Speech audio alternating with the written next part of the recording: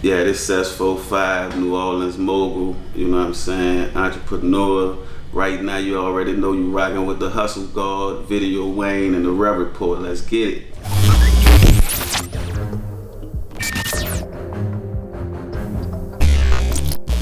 I'm from downtown. I'm from the 9th Ward, New Orleans, of course, Desire Project, you know, that whole Florida, you know, 9th Ward area, you heard me. How far did Desire from Florida?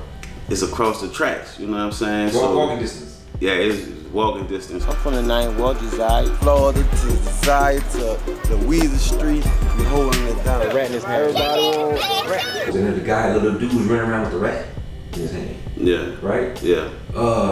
That's everyday living, like. Well, it's normal, and it'll happen in any project in New Orleans. You know, coming up during that era, in that time, it just was like a whole lot of poverty.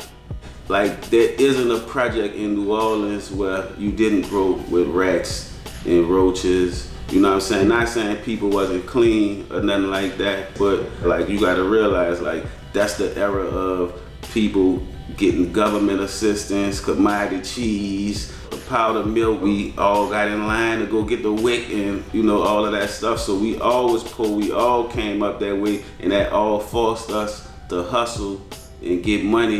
Moves tripping, these dudes weird, I move different. From downtown, I stay geared, my neck dripping. Uptown, downtown is one word. Cause I don't care if you from uptown, you don't live downtown, cause it's a small ass city. I don't care if you from downtown, you live uptown, or you done some of the hoes uptown, or you done some of them downtown. So I don't even play with small ass city. We're gonna stop dividing it like that. We all gonna be one. You know, downtown, we had a big wave of artists. Mr. Magic, you got Kid, LOG, Raw D.I., Dizzy, Mia X, Lady Red, Cheeky Black, the Ghetto Twins, Fifth Wall Weaving. So you got, downtown got a whole slew of artists that was, you know, banging. Rap star, trap star, Pyrex, glass jaw, mom's on that saw, blast off, astronaut with the Glock, leave your cast or box. People just love New Orleans music, the lingo, the slang, the words we say is different. So New Orleans is one of the greatest cities in the world. We got our own culture. Y'all can remember me as that shadow that jumped out of the mist. Making hit after hit and got the whole rap game pissed. Yeah, that's the thing about New Orleans music, and I would say like just music from the South in general. Like, we didn't have access to Def Jam, Capitol Records, you know, all the major labels, Universal in New York. So like those guys in New York, they could walk up to, you know, Warner Brothers, you know, like it ain't nothing. But the people in Atlanta and, you know, the South, Texas, New Orleans, like, we had to get it on our own. Yeah. And so coming from like a Birdman, you know, and Wasn't no internet either. Yeah, so all these guys, we had to create our own record label and talk to all the distributors, Gonzalez Records and Selecto Hits and all of these different people who distributed the music, but we had to prove that we could sell records before you'll get a phone call from, you know, a Universal or whoever that does that. And so we knew from, you know, really being entrepreneurs in the drug game first, you know what I'm saying? So selling drugs was our way of transitioning into being good businessmen. So like, we in the streets, we know about, you know, clientele and customer retention, you know, giving your customers good product, you know what I'm saying, to come back. And you know, we flip that script and, you know, we start doing it in the music and becoming entrepreneurs. We come in an era where, you know, we selling tapes and records, you know, $10 a pop.